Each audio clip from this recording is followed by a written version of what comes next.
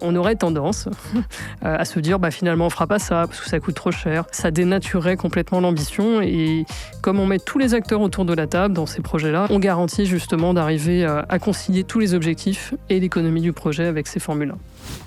On commence à voir les résultats des premiers écoquartiers ici au Québec et ça nous permet de relancer la réflexion pour l'évolution des prochaines démarches d'écoquartiers. Avant d'aller plus loin, je me présente Thalie Labonté, coordonnatrice aux relations stratégiques et communication à Vivre en Ville. Donc, aujourd'hui, on va s'inspirer de la France. Et pour ce faire, j'ai le plaisir d'accueillir Annabelle Ferry en direct de Paris. Donc, Annabelle est architecte et urbaniste et depuis 2022, elle est à la tête de la direction Territoire et Ville au CEREMA. Son parcours mêle conception urbanistique et action publique. Elle a travaillé comme architecte et urbaniste dans un bureau d'études du groupe SNCF, puis sur des politiques d'aménagement, de mobilité et d'infrastructure au Commissariat général à l'égalité des territoires. Aujourd'hui, elle œuvre au CEREMA, qui est un établissement public français de référence en aménagement du territoire. Elle y accompagne l'État et les collectivités dans la transition écologique et climatique des territoires, notamment à travers des démarches telles que la démarche Écoquartier. Cette année, elle fait également partie du palmarès des 100 qui font la ville du magazine Très Urbain.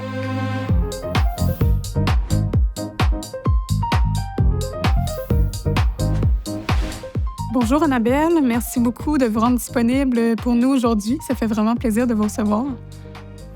Bonjour Thalie, c'est un vrai plaisir pour moi également de pouvoir dialoguer avec vous sur le sujet des écoquartiers français. Oui, puis c'est vraiment un privilège, encore une fois, pour nous, parce qu'il y a beaucoup de choses qui nous intriguent du côté de la France et de votre expérience, notamment là, en ce qui a trait au label Écoquartier. Car contrairement à vous, de notre côté-ci de l'océan, en fait, au Québec, la création d'écoquartiers ne fait pas l'objet d'encadrement formel. Donc, la réalisation d'écoquartiers relève vraiment du bon vouloir et du savoir-faire là, des personnes qui sont impliquées. Et ça mène à des résultats qui sont un peu plus mitigés et ça rend complexe la tentative d'analyse critique de ces écoquartiers. Donc, on est vraiment très intéressés d'avoir un retour d'expérience là, sur la France qui a mis en place une démarche de réflexion sur les écoquartiers et sur des quartiers plus durables. Donc, pour commencer, pour avoir les bonnes bases, en France, à quoi ça fait référence l'appellation écoquartier? Est-ce que c'est un label, une démarche? Est-ce qu'un écoquartier peut s'appeler écoquartier sans avoir reçu, en fait, sa certification écoquartier? Alors oui, en fait, en France, ce qu'on a appelé écoquartier, c'est au départ, effectivement, à la fois un label et une démarche. En fait, il y a une quinzaine d'années, en France, on a lancé ce qu'on appelait en France un Grenelle de l'environnement. En tout cas, il y a eu une réflexion qui a mobilisé beaucoup d'acteurs autour du gouvernement français il y a 15 ans sur le sujet de l'environnement et notamment de la ville durable. Et on s'est rendu compte qu'il y avait déjà des exemples, effectivement, dans des pays européens, notamment en Allemagne, en Autriche, d'une volonté publique et également citoyenne de créer des quartiers ou des renouvellements de quartiers avec justement tous les principes du développement durable. Et donc, cette démarche a été lancée avec l'idée tout d'abord, à la fois de créer un référentiel commun pour les acteurs publics et privés, et des objectifs et des indicateurs. À partir de là, on a créé ce label Écoquartier. Je vous expliquerai tout à l'heure sans doute les étapes. On a créé ce label pour donner envie, en fait, aux acteurs de se lancer dans une démarche, on va dire, d'aménagement durable. C'était tout nouveau en France. Il y avait des petits exemples par-ci, par-là, mais il y avait aucun projet d'aménagement qui va prendre à la fois la dimension de la réflexion de long terme, d'implication des habitants, de réflexion sur l'eau, sur les économies d'énergie, sur les mobilités, sur des bâtiments durables, etc., etc. Et donc, on a rassemblé toutes ces dimensions dans un référentiel avec des indicateurs et on a créé un guide qui s'appelle maintenant le guide de l'aménagement durable pour justement outiller en fait les acteurs publics français et privés pour réaliser justement ces aménagements. Puis, est-ce que, en fait, tous les écoquartiers qui commencent cette démarche-là pour avoir le label sont assurés d'avoir le label écoquartier ou bien il y a une validation là, autant au début de la démarche puis à la fin? En fait, il n'y a aucune garantie d'avoir le label, effectivement, quand on se lance dans la démarche écoquartier. La première chose, déjà, c'est une volonté politique des acteurs de se lancer déjà dans la démarche. À partir de là, ils vont signer la charte des écoquartiers avant de s'engager dans un processus de labellisation. Donc, ils vont signer la charte, ils vont prendre connaissance du référentiel, du guide, et puis ils vont commencer à élaborer leur projet. Et c'est ensuite que dans la phase de construction du projet, ils vont pouvoir être accompagnés notamment très en amont, par exemple par le CEREMA. Nous, le but, c'est vraiment de guider justement les acteurs dans la définition de leurs objectifs, dans une ambition qui soit vraiment à l'échelle de leur capacité et du projet, et puis de leur apporter de l'expertise et de l'ingénierie nécessaire. Et puis ensuite, effectivement, la labellisation écoquartier, avant, elle venait au moment où le projet était bien démarré, bien enclenché, et donc on pouvait décerner le label une fois qu'il y avait les critères remplis par rapport aux indicateurs. Et maintenant, il y a 2 labellisations, en fait. Elle se fait en 2 étapes. Il y a la labellisation une fois que l'écoquartier, il est livré. Ça y est, il est livré, les habitants arrivent dedans, dans les logements, les commerçants, les entreprises, etc. Et puis, au moins 3 ans après, il y a une deuxième labellisation, c'est une fois que l'écoquartier commence à vivre, en fait. Parce que c'est là qu'on voit, effectivement, si toutes les réflexions qui ont été menées au préalable et la réalisation, la mise en œuvre du projet répond bien, justement, aux ambitions qui sont attendues. Avec toujours l'idée d'amélioration au fil, bien sûr, du projet. Et puis, chaque projet est différent. Donc, le but aussi du guide de l'aménagement durable, c'est de pouvoir s'adapter finalement à chaque projet. C'est avant tout des objectifs et des bonnes questions qu'il faut se poser pour pouvoir faire un aménagement qui comprenne toutes les dimensions attendues en matière de développement durable. Donc là, c'est ça, vous avez mentionné la charte là, qui peut accompagner le projet au tout départ, puis ensuite de ça, les 2 labels, donc à la fin, puis après ça, 3 ans. Donc, on voit que le projet, là, c'est vraiment quand même sur une longue échelle. Là. C'est des gros projets. Puis justement, là, on voit quelques étapes, mais ce serait quoi les grandes étapes d'un écoquartier, là, de sa création? Puis qui en serait responsable? Donc là, j'ai vu un peu la première et la dernière étape. Entre ça, comment ça se déroule? En fait, la première étape, comme je vous le disais tout à l'heure, c'est déjà une volonté de faire un projet d'écoquartier. Alors, je fais une petite incise, un projet d'écoquartier, ça peut concerner à la fois un projet de renouvellement urbain, et c'est majoritairement des projets de renouvellement urbain, en tout cas en France, ou alors une extension urbaine maîtrisée, entre guillemets. Donc les 2 sont possibles, et puis ça peut concerner toutes les échelles. Ça peut être à la fois un tout petit îlot, on a des écoquartiers qui comprennent 8 logements, ou ça peut être un écoquartier qui comprend 8000 logements, 10 000 m² d'entreprise et 3000 de commerce. Donc on a vraiment toutes les échelles. Et c'est d'abord un portage, on va dire, des élus, à la fois à l'échelle de la commune et de l'établissement public intercommunal, donc le périmètre, on va dire, supra en France. Ça peut être aussi une initiative citoyenne, j'y reviendrai tout à l'heure, c'est plus rare, mais ça arrive ces derniers temps. Et puis ensuite, la collectivité, elle peut se faire accompagner par justement un établissement public comme le CEREMA ou par d'autres acteurs publics français comme les conseils en urbanisme, en architecture, en urbanisme, en environnement, les CAUE. Il y a un certain nombre d'organismes publics qui peuvent les conseiller ou tout simplement des maîtres d'œuvre privés pour définir vraiment les objectifs du projet. Une fois les objectifs définis, c'est de trouver effectivement qui va réaliser et porter le quartier. En fait, en France, et c'est peut-être ça la différence au Québec, c'est que le foncier, je ne l'ai pas abordé, mais en fait, ça veut dire que la collectivité, normalement, elle a déjà la maîtrise foncière, souvent du périmètre, entre guillemets, du projet. Parce que c'était des friches ferroviaires, et donc on voit que la société ferroviaire, pour récupérer ces friches, c'est des friches militaires, donc c'est l'État, c'est des friches qu'a racheté la commune, etc. Donc après, elle va faire appel souvent à un aménageur qui, lui, va, sur ce portage foncier opéré par la commune ou un établissement public tierce, pouvoir justement faire le montage du projet d'un point de vue économique. C'est-à-dire que l'idée pour l'aménageur, c'est de pouvoir avoir du coup la propriété entre guillemets des terrains pour pouvoir vendre ce qu'on appelle des charges foncières à des promoteurs privés, que ce soit pour faire du logement, que ce soit pour faire des commerces, des entreprises, des établissements publics. Ça peut être aussi des écoles, des centres de soins, des services, et j'en passe. Et puis également réaliser les infrastructures quand il y en a besoin, des voiries ou les refaire, amener des transports publics et des modes doux, faire des espaces verts. Voilà. Donc là-dessus, on a pas mal d'outils en France au niveau réglementaire pour faire ça.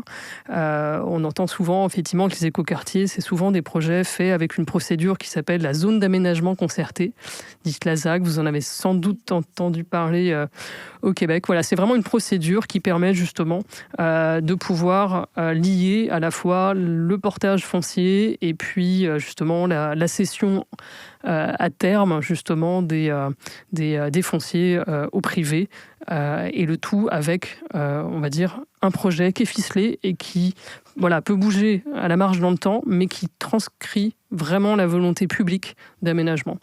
En fait, l'intérêt des procédures françaises, que ce soit celle-ci ou que ce soit après d'utiliser une société d'économie mixte, où dedans on aura du public, du privé qui va du coup avoir l'argent nécessaire pour la réalisation, c'est dans les procédures françaises l'intérêt pour les écoquartiers, mais c'est pareil pour d'autres projets. C'est on a une idée, on la définit, on travaille avec des équipes d'architectes, d'urbanistes, etc. Ça, c'est des maîtres d'œuvre. Mais surtout, dans le portage, on est capable de bout en bout de maîtriser jusqu'à la livraison, en fait. Jusqu'à la livraison et même souvent la vie du quartier. C'est ça qui est très important. Parce que si on prépare le projet, on dessine et après on le met dans la nature, il va forcément évoluer. Et comme les objectifs en matière justement de développement durable, d'environnement, d'amélioration du cadre de vie sont très exigeants, ils ne sont pas forcément toujours facilement conciliables avec une économie du projet. Donc on aurait tendance à se dire finalement on ne fera pas ça parce que ça coûte trop cher. Voilà. Et ça dénaturerait complètement l'ambition. Et comme on met tous les acteurs autour de la table dans ces projets-là, et c'est vraiment l'idée d'avoir une gouvernance partager toutes les parties prenantes, on garantit justement d'arriver à concilier tous les objectifs et l'économie du projet avec ces formules-là. C'est vraiment intéressant, puis je comprends bien en fait toutes les étapes là, qui mènent jusqu'à cette démarche d'écoquartier, puis que ça part vraiment d'une idée et d'une volonté justement politique. Puis vous avez effleuré là, brièvement que les initiatives d'écoquartier peuvent partir aussi du public ou d'une collectivité, des citoyens ou du privé. Donc, j'aimerais peut-être vous entendre un peu plus là-dessus. Comment ça se passe là, quand ça ne vient pas nécessairement des collectivités, mais plus du privé ou des citoyens directement? Là? Oui, effectivement, c'est un phénomène plus récent en France, puisque tous les écoquartiers qui ont démarré pour les premiers en 2008 déjà, étaient vraiment portés par des collectivités avec un soutien de l'État, un soutien public, etc. Et il n'y avait pas d'initiative citoyenne, il y avait plutôt même dans les projets d'écoquartier au départ une difficulté à amener les citoyens à s'y intéresser, à s'y impliquer, parce que souvent quand c'était une friche, les gens n'habitaient pas sur la friche, donc il fallait mobiliser les riverains et puis leur faire accepter aussi le projet. Et maintenant, c'est vrai qu'on a de plus en plus de collectifs citoyens, que ce soit dans des villages, dans des petites villes ou dans des grandes villes, qui commencent à réfléchir à leur projet d'éco-quartier ou d'éco-aménagement. Et ils vont voir effectivement souvent, bien sûr, leurs élus, mais ils sont à l'initiative et ils veulent rester effectivement partie prenante dans la gouvernance du projet.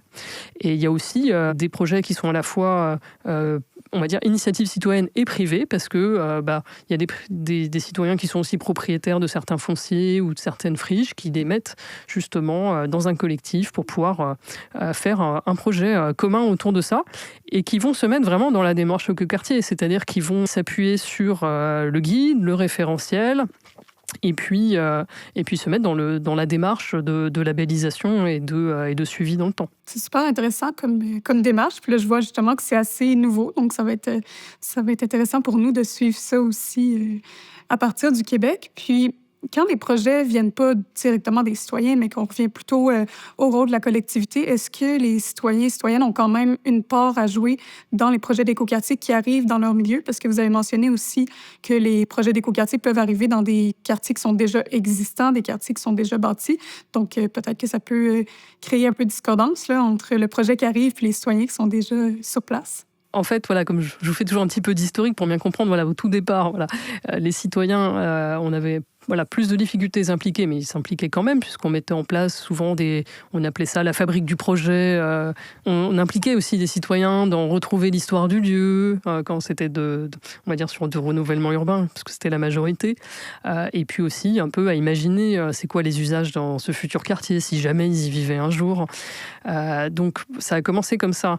Ensuite, c'est vrai que on va dire l'implication et la participation citoyenne, c'est devenu, on va dire, l'axe phare aujourd'hui des projets d'écoquartier. En fait, c'est vraiment, on va dire, le marqueur fort. Alors, il y a bien sûr le marqueur aussi environnemental qui est très fort, mais il y a le marqueur participatif qui a pris vraiment une place prépondérante.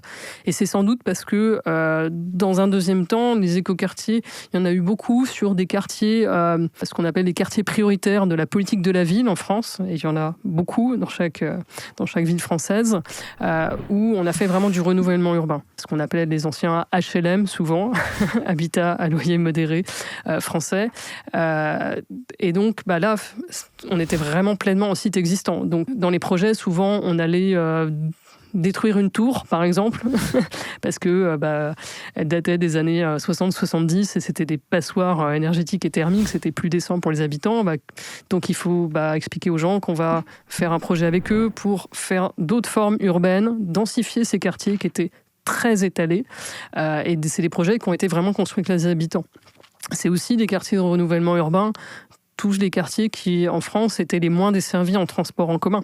Donc, on va dire que là, on a vraiment touché, on va dire, des milliers et des milliers de personnes en France qui étaient coupées aussi souvent de l'accès à la ville, aux services, à l'emploi même, en travaillant des projets d'écoquartiers dans les quartiers politiques de la ville. Alors, il y a eu, je fais une petite incise, bien sûr, grâce en France à la création de l'Agence nationale du renouvellement urbain, un travail sur l'ensemble des quartiers prioritaires de la ville, mais certains se sont mis dans la démarche écoquartier pour apporter, on va dire, ce plus en termes justement d'approche environnementale et puis également d'implication des citoyens.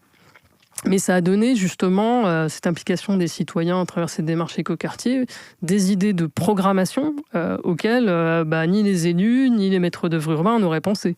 Par exemple, on a besoin d'avoir à tel endroit un square, là on a besoin d'avoir des jeux d'enfants, là on a besoin d'avoir une maison commune pour faire tel type d'activité. Là ça nous plairait effectivement de pouvoir faire de la récupération de l'eau parce que finalement on voudrait redévelopper des potagers qu'on avait abandonnés depuis 30 ans dans ce quartier. Voilà, plein d'initiatives qui ont pu naître grâce à l'implication des habitants. Là, pleinement, c'était chez eux. On transformait chez eux en site occupé, en les faisant pour beaucoup aussi déménager, changer d'habitude. Et donc, cette implication était très forte. Donc aujourd'hui, plus encore qu'au démarrage, effectivement, la participation citoyenne, c'est vraiment un élément clé dans la conception et dans la réalisation des projets d'écoquartier. Donc, c'est super intéressant déjà que vous mentionnez que, en effet, quand on vient impliquer les citoyens et citoyennes qui sont déjà sur place, ça vient ajouter une connaissance assez fine du territoire, là, des gens qui habitaient déjà là, qu'on ne peut pas, des fois, saisir là, quand on est plus au niveau de la planification. Puis, je me demandais, là, est-ce que vous avez des exemples en tête en France d'écoquartiers qui ont été faits justement sur des quartiers existants, qui seraient des bons exemples à suivre? Ça peut être en France, en fait, ou ailleurs, là, si vous avez des exemples. J'ai envie de vous dire quasiment tous les quartiers, tous les écoquartiers français, parce que 70% de mémoire des écoquartiers qui ont été faits en France sont du renouvellement de l'existant. Alors, le renouvellement urbain sur ces quartiers, un des premiers que j'ai en tête, là, qui est près de mes bureaux à Lyon, c'est le quartier de la Duchère, par exemple, à Lyon, qui est un des premiers projets de renouvellement urbain. Il y a aussi le projet du plateau de Haye à Nancy, qui était un quartier enclavé sur un plateau et qui a été transformé avec la démarche écoquartier. Et puis, voilà, comme je vous disais, on a des exemples en renouvellement également sur transformation de casernes militaires, de friches ferroviaires, beaucoup également, et de friches industrielles, bien sûr, avec toujours l'idée de garder l'identité du lieu, bien sûr, la mémoire, les traces, les révéler, et puis aussi souvent dépolluer les sols d'une certaine manière, ou en tout cas, on va dire, composer avec certains sols qui sont pollués, etc. Des installations aussi conséquentes à transformer. Ce concept d'écoquartier nous a surtout amené en France à commencer à s'intéresser davantage à nos friches. Et il y a beaucoup de friches en France, notamment des friches aussi industrielles. Mais c'est vrai qu'on s'est d'abord attaqué, à travers le projet des écoquartiers, à celles qui étaient, on va dire, le plus insérées dans la ville, parce que c'était des fonciers dont on avait besoin. Et puis surtout, c'était des coupures urbaines, en fait. Donc on a traité aussi toutes les coupures urbaines, qui coupaient un bout de la ville à chaque endroit, par ce biais-là. Et puis surtout, ça nous a permis de créer des exemples, en fait. Chaque projet, c'est un démonstrateur. Il n'est pas réplicable, en fait, puisqu'il est toujours dans un contexte particulier. Le projet, on ne peut pas le transposer. Mais en tout cas, c'est la démarche, en fait. Et c'est ça l'objectif de cette démarche écoquartier. Voilà, c'est d'inspirer, répliquer. Et c'est tout le travail, d'ailleurs, du CEREMA, de faire ses retours d'expérience, de capitaliser, de diffuser sur les bonnes idées pour inspirer d'autres porteurs de projets et susciter le maximum d'envie, justement, de travailler en ce sens. C'est intéressant parce que c'est ce qu'on essaie de faire ici aussi, là, au Québec, là, de bâtir la ville sur elle-même là, pour cesser l'étalement urbain, mais aussi construire des milieux de vie qui sont dans des tissus urbains déjà bien établis, où on a déjà des services qui sont disponibles, où on peut faciliter aussi la mobilité active et collective là, en bâtissant dans des quartiers déjà existants.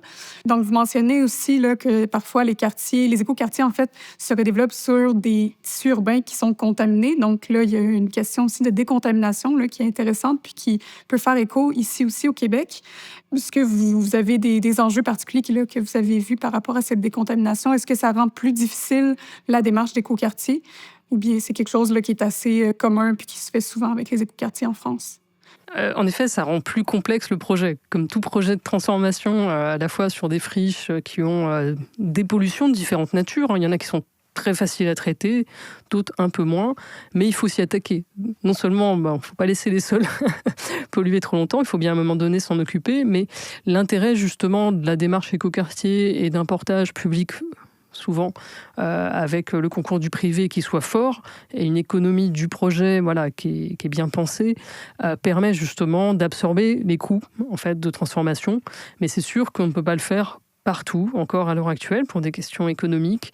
Donc, plus c'est attractif comme secteur, plus économiquement ce sera évident. Bien sûr, l'idée étant aussi sur certains endroits, dans un écoquartier, il peut y avoir un sol qui est pollué, mais on va à ce moment-là utiliser justement ce qu'on appelle nous les solutions fondées sur la nature, tout simplement le génie de la nature, pour pouvoir traiter ça. Par exemple, on va dire, tiens, ça ce sera un terrain où pendant 15 ans, on va mettre tel type de végétation qui d'elle-même en fait va faire la dépollution et on va pas construire tout de suite. Ou alors à tel endroit on peut construire des bureaux puisque en termes de réglementation et tout ça a été bien expertisé, on peut mettre des bureaux mais on mettra pas une crèche par exemple. Donc c'est aussi composer le programme, que ce soit du bâti, des espaces verts, des espaces de rétention, en fonction justement de chaque sol. Et la connaissance des sols, CEREMA travaille beaucoup là-dessus, est extrêmement importante pour pouvoir justement composer avec ça.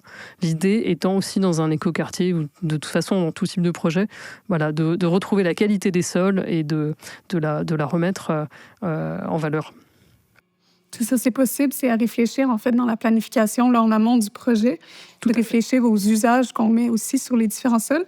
Puis, juste petite précision, là, dans le fond, les crèches, là, c'est des écoles, c'est ça, c'est des écoles primaires ou secondaires? Oui, pardon, ce qu'on appelle, Okay. Les crèches, c'est les nurseries, par exemple, c'est là où on a les tout petits. OK, parfait. Juste pour confirmer. Puis, si je reviens un peu en arrière, là, on a parlé beaucoup de maîtrise foncière, de maîtrise publique du foncier, en fait. C'est quelque chose qui est assez récent. Ici, au Québec, on n'en parle pas beaucoup, encore une fois.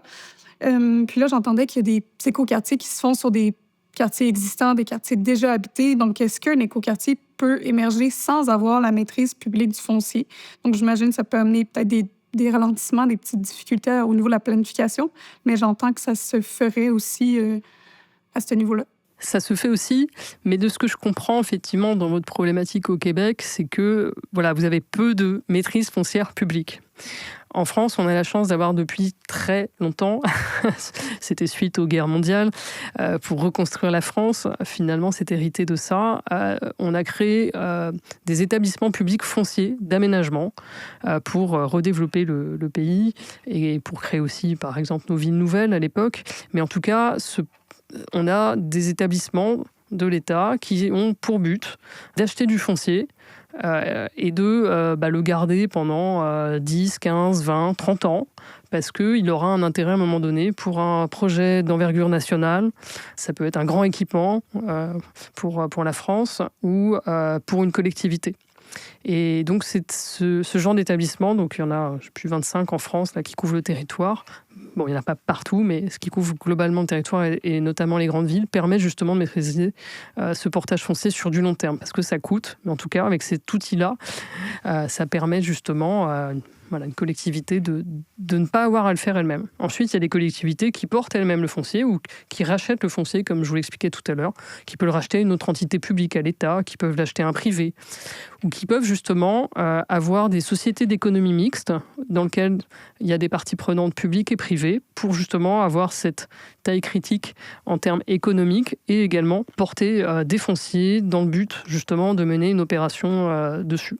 C'est du travail souvent de long terme, voilà, sauf quand on a un site, une entité unique, par exemple une ancienne usine, mais sinon souvent dans l'existant c'est des fonciers multiples. Et même quand c'est public, par exemple, si c'est un bout d'emprise ferroviaire, un bout d'ancien hôpital, un ancien bout militaire, tout ça, c'est des entités publiques différentes en France et c'est complexe aussi, en fait. C'est pas parce que c'est public que c'est plus facile. Mais en tout cas, ce que je veux vous passer comme message, c'est qu'il faut qu'il y ait quelqu'un pour prendre tous ces petits bouts de foncier qui peuvent être différents en termes de propriété pour pouvoir les maîtriser. Ça, il faut vraiment maîtriser son périmètre et que ce périmètre maîtrisé corresponde vraiment à l'ambition du projet et quand c'est dans de l'existant, permettre de faire les coutures également du futur écoquartier avec l'existant. Faut pas après on bute sur des choses. Et puis la deuxième chose ensuite, ça peut être un aménageur privé et ça arrive aussi en France qui ensuite fait la suite de réalisation. Mais il va le faire sur la base d'un cahier des charges que on va dire la puissance publique, les élus locaux, le territoire va définir. Donc un écoquartier a forcément, justement, au niveau local, va définir son projet basé sur ce référentiel, ses indicateurs, etc.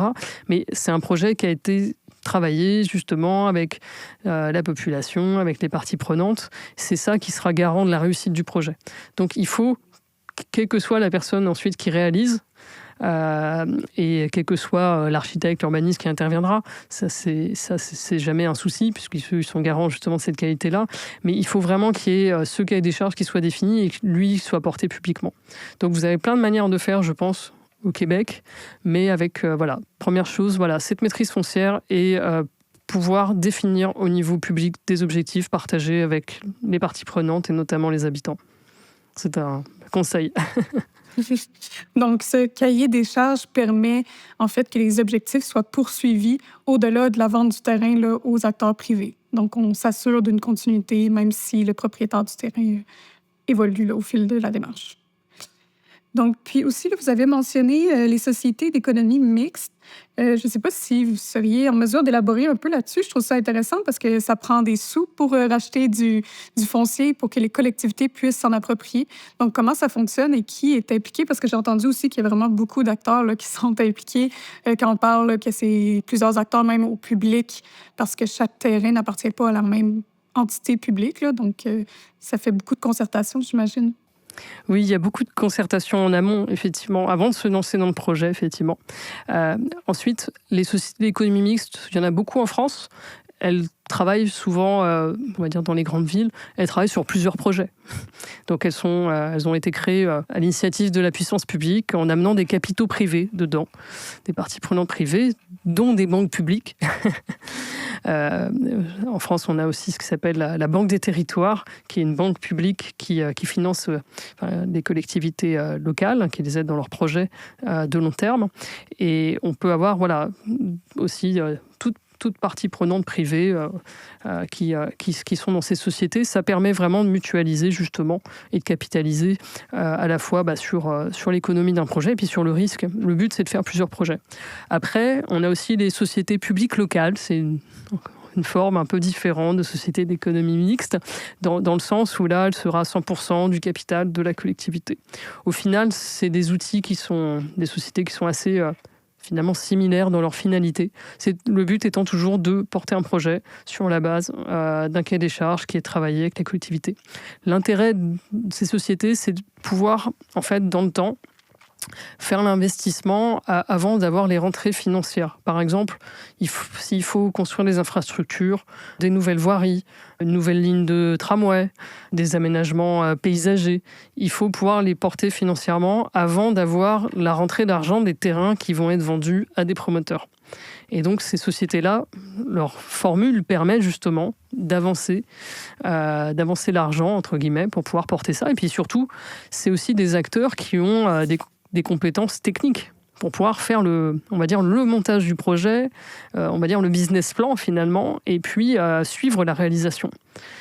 C'est nous, en France, des acteurs incontournables pour s'assurer la réalisation. La collectivité n'a pas toutes les compétences, elle a toujours un chef de projet en général sur un écoquartier, mais elle ne peut pas avoir toutes les compétences techniques pour suivre des projets de voirie, pour faire des appels d'offres, évidemment, pour comparer les prix, pour choisir des promoteurs. Donc c'est vraiment des sociétés qui vont conseiller les collectivités et être garantes de la réalisation et l'atteinte des objectifs au final.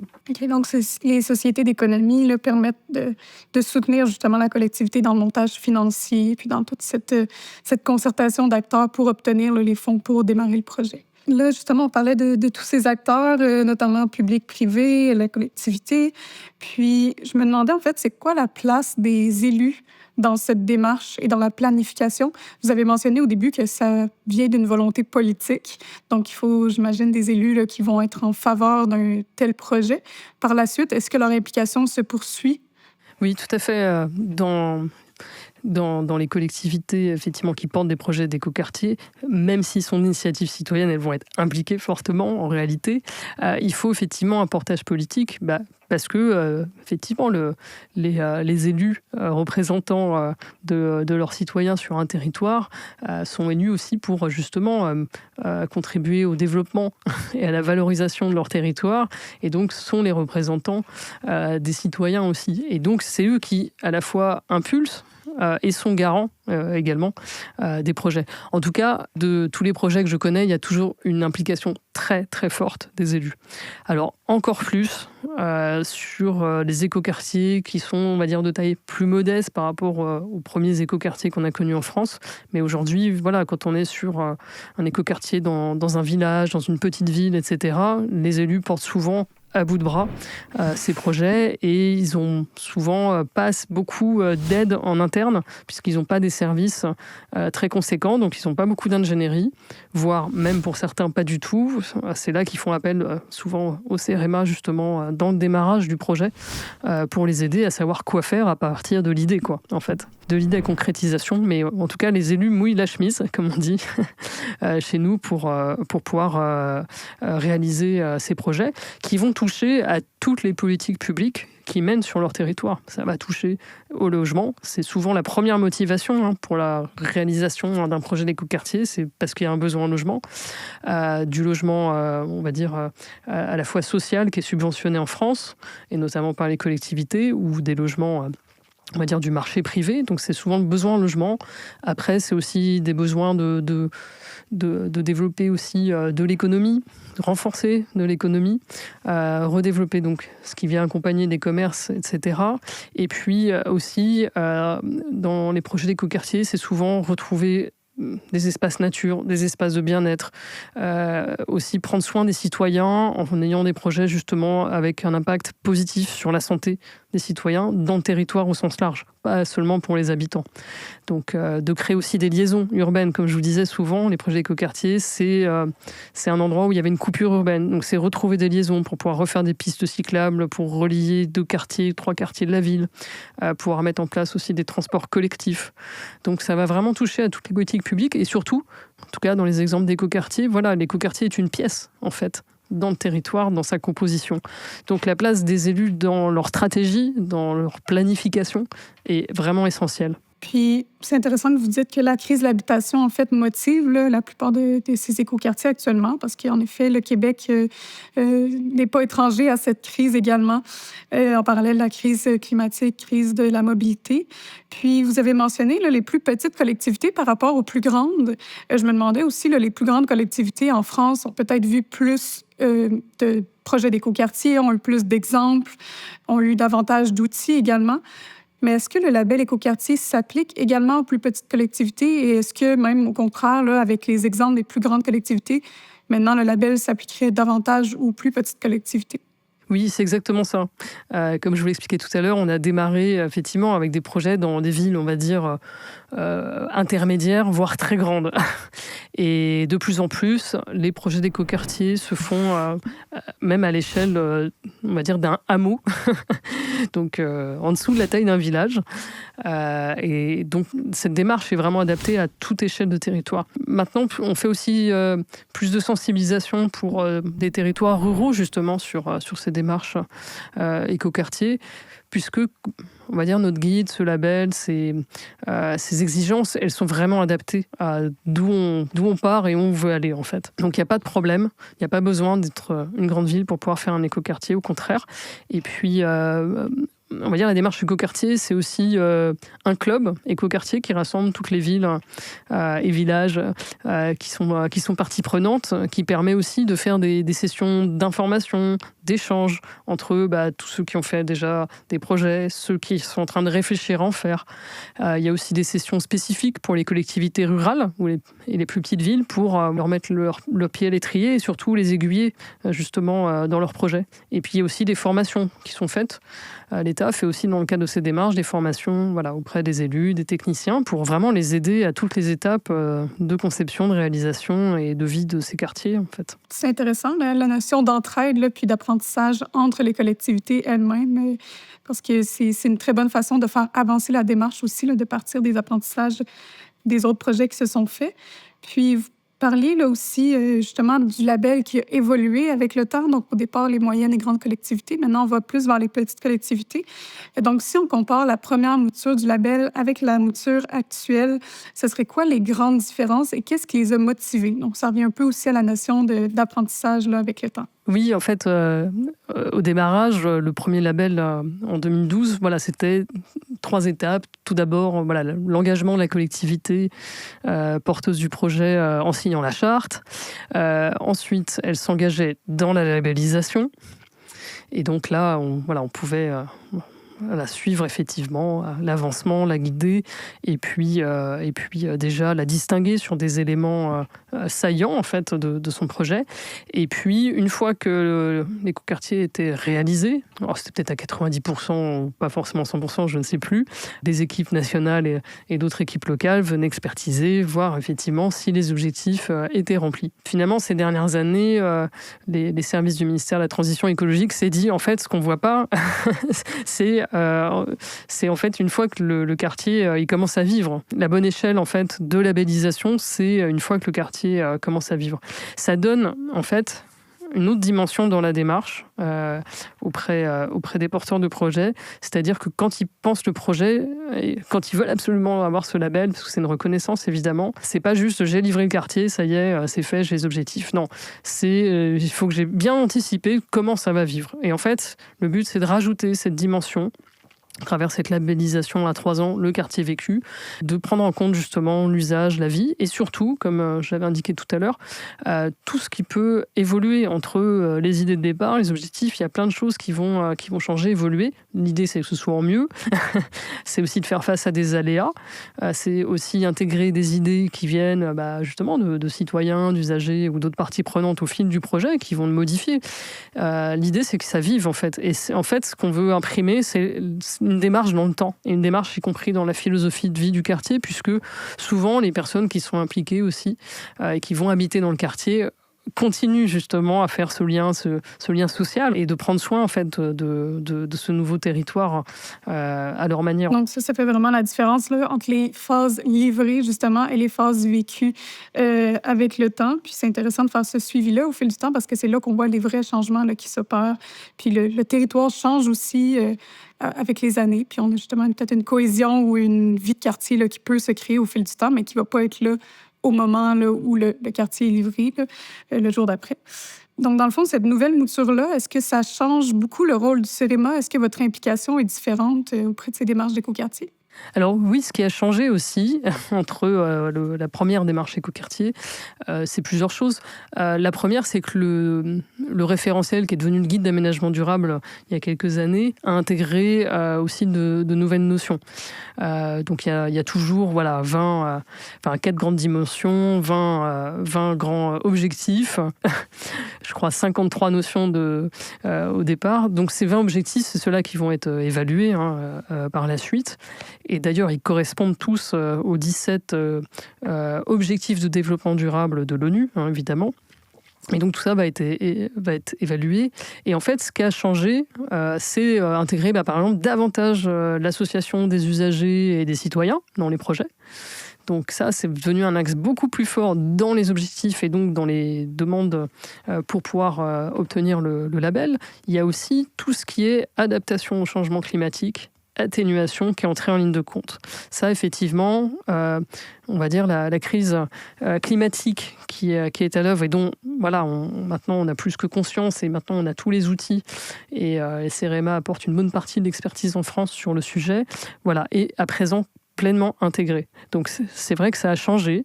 En 15-20 ans, l'adaptation au changement climatique est devenue un fil conducteur qu'on n'avait pas auparavant. C'est vrai que maintenant, on se posait la question, est-ce qu'on est dans une zone inondable, par exemple, ou un risque de sécheresse, de retrait-gonflement des argiles, pour certains projets plus près des littoraux, soumis au recul du trait de côte, soumis aux tempêtes. C'est des questions qui se posaient moins, j'avoue, il y a une vingtaine d'années. Et donc, ces dimensions ont été pleinement intégrées pour justement anticiper cette crise climatique, à la fois en termes de résilience, et puis en même temps, tout de suite, prendre en compte les effets à terme du changement climatique. Par exemple, la question du traitement des îlots de chaleur était une question qui se posait marginalement, mais qui se posait quand même dans les projets d'écoquartier dans la première mouture. Voilà, avoir des sols plutôt avec des revêtements clairs, réfléchissants pour ne pas absorber la chaleur. Ça, c'était vraiment des dimensions qui étaient déjà intégrées. Respecter le cycle de l'eau. Par contre, aujourd'hui, c'est des éléments qui sont très forts et qui sont travaillés. Et puis parce que l'expertise, le CEREMA, comme je vous le disais, on apporte beaucoup en la matière, a évolué. Donc là, par exemple, le CEREMA, c'est dire quel type de plante il faut planter dans tel espace public, à tel endroit, dans telle région, pour que dans 30 ans ou dans 50 ans, cette plante, elle ait vraiment une utilité pour continuer de réduire justement le phénomène d'îlot de chaleur. Parce que avant, par exemple, on plantait toujours des platanes, mais ça n'avait aucun intérêt là-dessus. Mais maintenant, on sait quelles plantes. Donc ça, on les intègre. On sait également mieux récupérer les eaux pluviales. On sait traiter naturellement maintenant les eaux salies par les hydrocarbures sur les chaussées et donc les réinjecter dans un usage. On a vraiment perfectionné techniquement ces éléments-là. Et puis surtout, on cherche vraiment une résilience de ces projets. Et donc, sans doute aussi, il y a des endroits où on aurait voulu faire des écoquartiers plus récemment et on va pas toucher à cet endroit-là pour ce qui était souvent de l'extension urbaine parce qu'il y en avait quand même encore. Donc aujourd'hui, c'est vraiment à la fois la sobriété foncière qui guide, puisque celle-ci est en lien avec les effets du changement climatique, donc de préserver au maximum les sols et bien choisir les territoires. Et puis surtout, donc ça va en faveur voilà, souvent du recyclage urbain dans des endroits qui sont justement moins en prise, ou en tout cas dont on peut gérer les effets du changement climatique. Ben justement, au niveau là, des différentes crises, non, la crise climatique, la crise de la biodiversité, ça va bien au-delà aussi des écoquartiers qui sont labellisés. Là. Oui, ça vient adresser la question, mais il faut y réfléchir de manière plus globale. Puis justement, je me demandais, est-ce qu'il y a une diffusion ou une appropriation du label écoquartier? Ben, en fait, pas du label, mais des principes d'écoquartier. Au-delà justement du label qui s'opère, est-ce que la démarche écoquartier vient changer un peu le business as usual qu'on voyait avant? Est-ce que ça a contribué à cette progression ou cette évolution des démarches urbanistiques là, à une échelle un peu plus grande, là, au-delà des écoquartiers? Évidemment, puisque c'est le but justement de la démarche écoquartier dès le départ en réalité. Pareil, je fais un petit retour historique en 2008, quand ce concept a été lancé par le gouvernement français. C'était dans l'idée justement de commencer à faire des projets démonstrateurs en France pour inspirer le plus vite possible finalement les pratiques courantes en fait.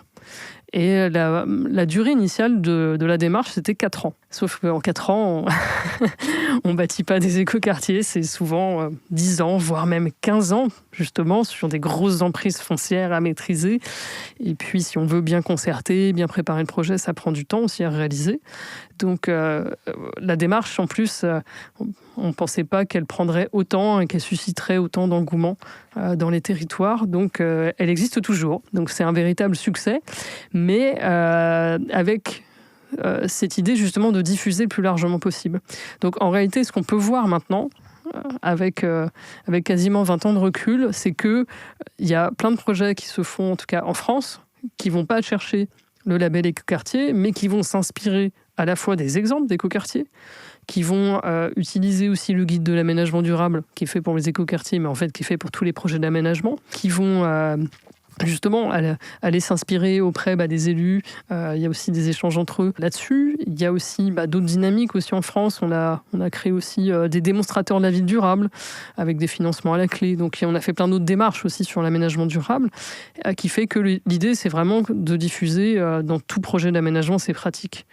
Sincèrement, je pense que c'est vraiment le cas. Et en tout cas, d'avoir porté nationalement cette démarche qui a été mise en œuvre localement a permis justement de communiquer, de diffuser, de changer les pratiques à tous les niveaux.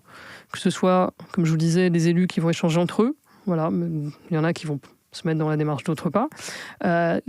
Les promoteurs privés ont complètement aussi changé leur manière de faire. Parce que ils ont fait, par exemple, X promoteur a fait 10 écoquartiers. À côté, il va faire 100 projets sans écoquartier, mais il va le faire différemment à l'aune de ce qu'il aura appris d'intéressant, justement, en termes de pratique. Donc, ça prend du temps. C'est long pour infuser ces bonnes pratiques, mais ces bonnes pratiques, de toute façon, elles s'adaptent en permanence, elles évoluent. Mais cette démarche a permis, effectivement, ça. C'est inspirant de voir que ça leur rehaussé la barre autant pour le public que le privé. Puis, justement, pour les futurs écoquartiers qu'on démarre dès maintenant, est-ce que, pour qu'ils soient ambitieux, qu'ils soient novateurs, qu'est-ce qu'on doit prévoir? Est-ce que le label, est-ce que la démarche est assez ambitieuse, justement? Est-ce qu'il y a des pistes d'amélioration là, pour aller atteindre la barre encore plus haute? Chacun mettra la barre dans son projet où il veut, en tout cas, à condition de satisfaire un minimum d'exigences pour être vraiment conforme aux objectifs du développement durable à l'heure actuelle, évidemment. Et comme je vous le disais, les ambitions, elles ont évolué entre la première mouture et à présent, avec un angle beaucoup plus résilience, traiter les vulnérabilités, le changement climatique, mieux l'intégration des citoyens et des usages, et puis la réversibilité aussi dans le temps, évidemment, a pris une place beaucoup plus importante. Au tout début, les tout premiers écoquartiers, dans la programmation, un immeuble de logement sera toujours du logement. Il est bâti comme ça. Le jour où c'est plus du logement, il faudra casser en tout cas une partie du bâtiment pour en faire, par exemple, des bureaux ou des ateliers ou je ne sais quoi. Aujourd'hui, dans les évolutions aussi des pratiques et donc dans les objectifs, c'est la réversibilité.